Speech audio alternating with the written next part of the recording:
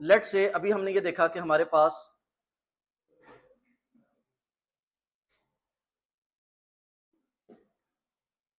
This is the general form of my logistic unit. ठीक है, इसको मैंने कहा एक्स नॉट, ये डब्ल्यू नॉट आ गया, ये एक्स वन आ गया, ये डब्ल्यू वन आ गया, ये एक्स टू आ गया, ये डब्ल्यू टू आ गया। और यहाँ पे मेरे पास यहाँ पे ये जेड कैलकुलेट हुआ और ये मेरा स्क्वाशिंग फंक्शन लगा, स्क्वाशिंग फंक्शन लगा और मेरे पास कुछ आउटपुट आ गई। और मैंने कहा जी मेरा z for the ith record is defined as submission of I is equal to 1 to k। अगर मेरे पास k वो हैं तो w j x j for the ith record। ठीक है, एंड माय इसको स्क्वाशिंग फंक्शन जो है मैं इसको एक्टिवेट कर देता हूं, इसको मैं कहता हूं एक्टिवेशन कह देता हूं, स्क्वाशिंग की जगह एक्ट ऑफ z कह देता हूं। And my act of z is defined as my activation of on my z। और एक्टिवेशन जो है वो अभी हमने सिग्मॉइड देखी है। अब जरा कुछ और एक्टिवेशन फंक्शंस देख लेते हैं। जी जी, मैं कुछ कॉमन एक्टिवेशन फंक्शंस आपको बताता हूं। Activation functions, activation functions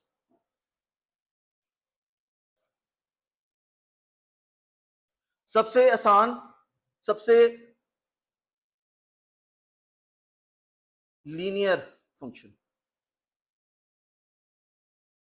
linear function, linear function is defined as y is equal to a times x, where a is some constant, a is some constant। ठीक है, ये कांस्टेंट 1 भी हो सकता है, 0.5 भी हो सकता है, 7 भी हो सकता है, 15 भी हो सकता है, 25 भी हो सकता है, 0.1 भी हो सकता है, a is some constant। तो इसका अगर आप ग्राफ प्लॉट करेंगे you would see that its graph looks like something like this। ठीक है, a is some constant, तो इसका ग्राफ कुछ इस तरह का होगा। और अगर मैं आपसे कहूं कि what is the derivative of linear function, क्या होगा derivative? Derivative is, derivative with respect to x कर रहा हूं मैं, ए, वाई हैट का डेरिवेटिव आ जाएगा ए। यानी कि जो भी इनपुट होगी मैं कहता हूं G F of X is equal to, मैं डिफाइन करता हूं एफ ऑफ एक्स और डिफाइन कर लेता हूं इसको मैं रिटर्न ए टाइम्स एक्स। ये मैं डिफाइन कर लिया फंक्शन पाइथन के हिसाब से। पाइथन के अंदर अगर मैं डिफाइन करूं, डिफाइन एफ ऑफ एक्स, यहां पे मैं एफ ऑफ एक्स की जगह मैं यहां पे कह देता हूं, एफ की जगह मैं कह देता हूं लीनियर, लीनियर ऑफ एक्स। ठीक है,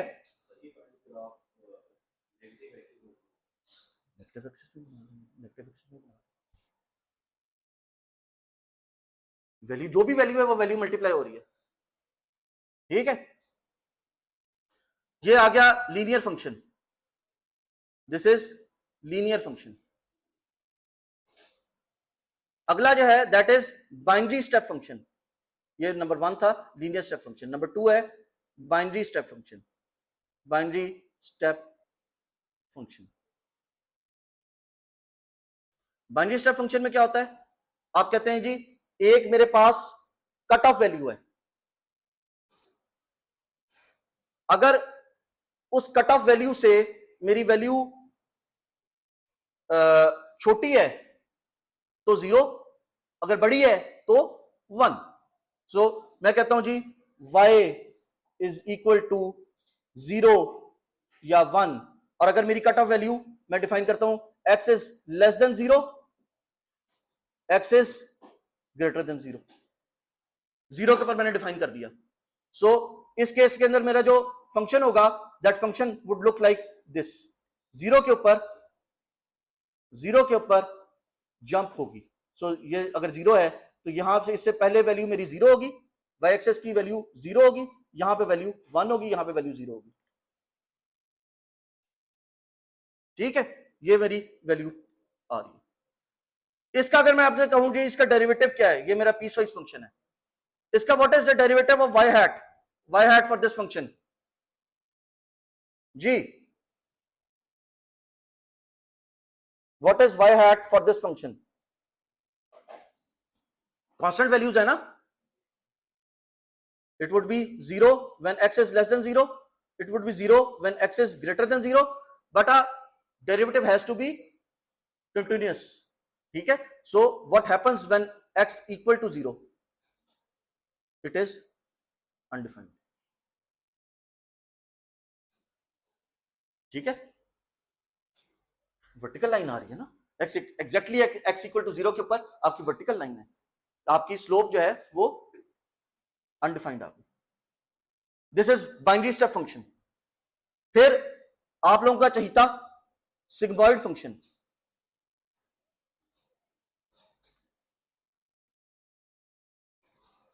sigmoid function y is defined as 1/1 plus e raise to power minus x, जो भी इनपुट है, अगर मैं x की टर्म्स में ले रहा हूं, और इसका जो कर्व है वो कर्व कुछ इस तरह का बनता है, ठीक है, इसका कर्व कुछ इस तरह का बनेगा, और इसका डेरिवेटिव अभी हमने देखा is equal to y into 1 minus Y.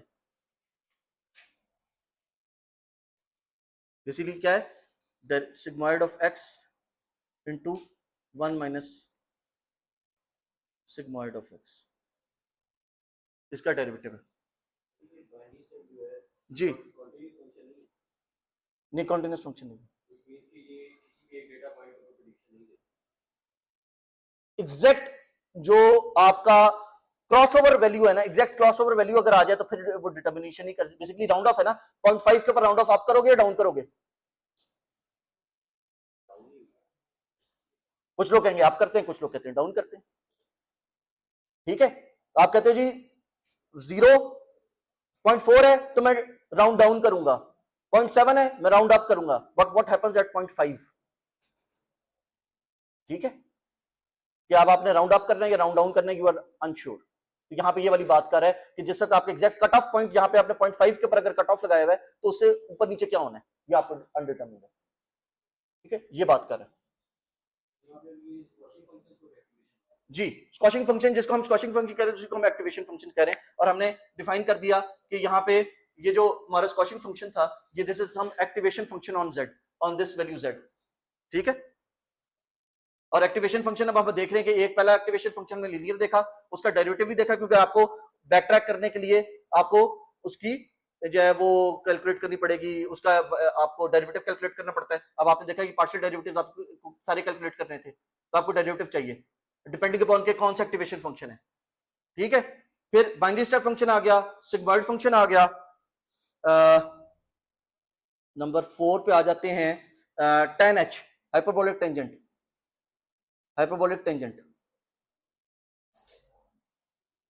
hyperbolic tangent, hyperbolic tangent defined as y is equal to tan h of my x is equal to e raised to power x plus e raised to power minus x over 1 e raised to power e raised to power ऊपर minus है, sorry, e raised to power x minus e raised to power minus x plus e raise to power over e raise to power x plus e raise to power minus x। और इसका जो derivative है वो भी बड़ा प्यारा सा है, y hat is equal to tan h का डेरिवेटिव आप लगा लें, tan h का derivative tan h of x is equal to 1 minus y square, ये tan h का डेरिवेटिव है, and the function looks like, ठीक है, ये -1 और 1 के दरमियान में डिफाइंड है, ठीक है, -1 यानी इसकी आउटपुट वैल्यू -1 से लेके 1 तक होती है, यानी ये वाली वैल्यू -1 है, ये वाली वैल्यू 1 है, इसकी ये वाली वैल्यू 0 थी, इसकी ये वैल्यू 1 थी ना, सिग्मॉइड की मिनिमम वैल्यू 0 थी, मैक्सिमम वैल्यू 1 थी, इसकी मिनिमम वैल्यू -1 होती है, मैक्सिमम वैल्यू इसकी 1 होती है। tan h आ गया। फिर हमारे पास एक और फैमिली ऑफ फंक्शंस आ जाते हैं जिसे कहते हैं rectified linear unit, ReLU, rectified linear unit. Rectified linear unit से क्या मुराद है? इससे मुराद ये है कि ये आपके पास वैल्यू माइनस में हो तो जीरो जाएगा, और वैल्यू पॉजिटिव हो तो जो वैल्यू आ रही है वो वैल्यू रिटर्न कर दो। माइनस है तो जीरो, और अगर वैल्यू पॉजिटिव है तो जो वैल्यू आ रही है वो वैल्यू रिटर्न कर दो। सो y is defined as 0 for x less than 0, y is defined as x when x is greater than equal to 0. This is rectified linear unit, ReLU. इसका derivative y hat is defined as constant value है 0 when x is less than 0, 1 when x is greater than equal to 0. फिर हमारे पास है leaky रेलू।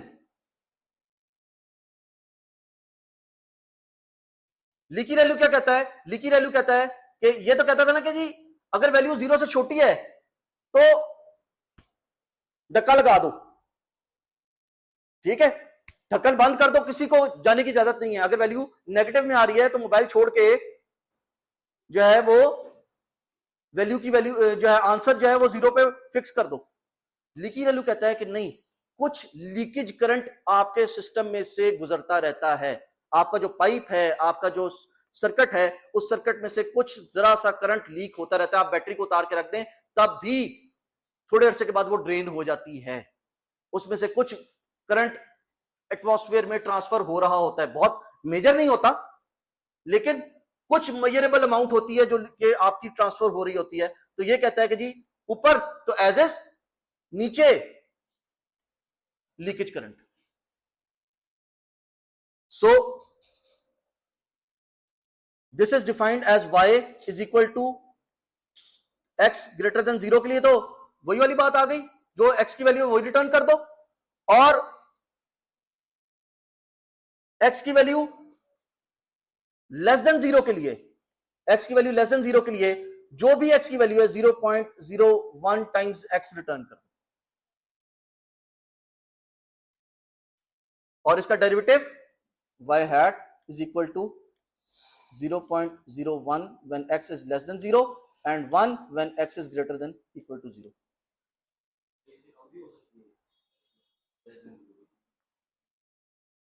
बिल्कुल हो सकती है, बहुत अच्छी बात आपने की। उससे हमारा अगला वो बनता है दैट इज पैरामीटराइज्ड लीकी रेलू,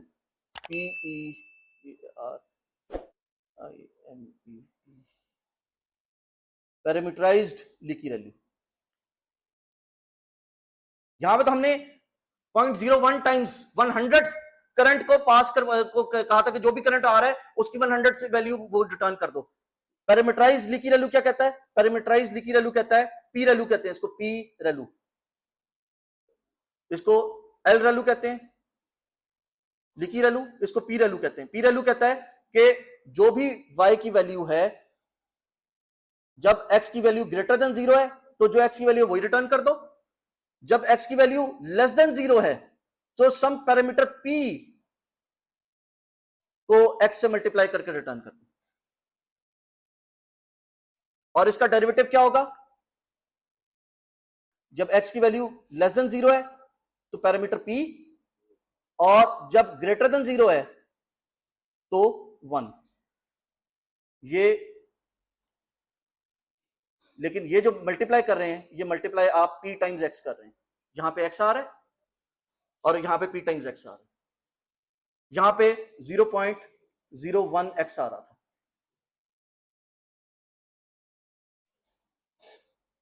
उसके बाद एक और जो अभी रिसेंटली तकरीबन 3-4 साल पहले एक और फंक्शन जो है वो डिस्कस हुआ है। इसके अलावा आप रेलू की जाके फैमिली देखेंगे ना, रेलू की फैमिली में आपको और भी 6-7 मिलेंगे, but these are the ones that are most commonly used. ठीक है, आपको भी जो है वो पढ़ेंगे, अपना आर्टिकल पढ़ रहे होंगे, कोई भी कहीं पे कर रहे होंगे, तो आपको मोस्ट प्रॉब्ली यही 3-4 चीजें होंगी। अब पैरामीटराइज्ड लीकी रेलू के अंदर वो कहता है कि जी, कोई कहेगा कि जी यहाँ पे वैल्यू इस तरह नहीं होनी चाहिए, वैल्यू इस तरह होनी चाहिए। करंट की वैल्यू तो नेगेटिव कभी होती नहीं है, इसको तो पॉजिटिव होना चाहिए था, ठीक है। सो ये भी एक रेलू की ही किस्म है, आप उसको जाके स्टडी कर सकते हैं, but this is the basic formulation. फिर एक और फंक्शन जो कि रिसेंटली काफी पॉपुलर हुआ है, रिसेंटली डिस्कवर हुआ है, that is called swish function. Swish, जो नाइकी का स्विश नहीं होता, जस्ट डू इट, स्विश, ठीक है, स्विश फंक्शन।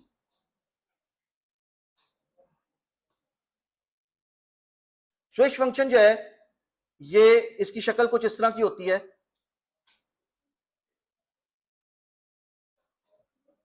इसकी शक्ल कुछ इस तरह की होती है। अगेन जैसा मैंने बात की कि करंट नेगेटिव नहीं हो सकता, लेकिन करंट की वैल्यू कुछ इस तरह की मूव करती है, जिस तरह आप टिक लगाते हैं ना, तो टिक लगाते हुए ये टिक वाला वो है।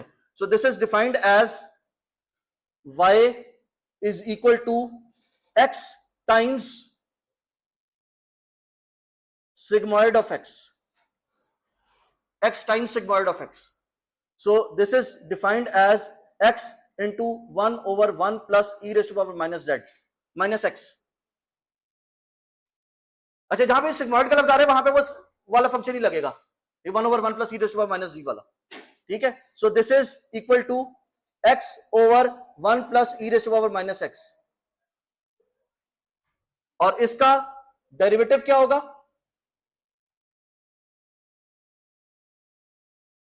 y plus sigmoid of x into 1 minus sigmoid of x.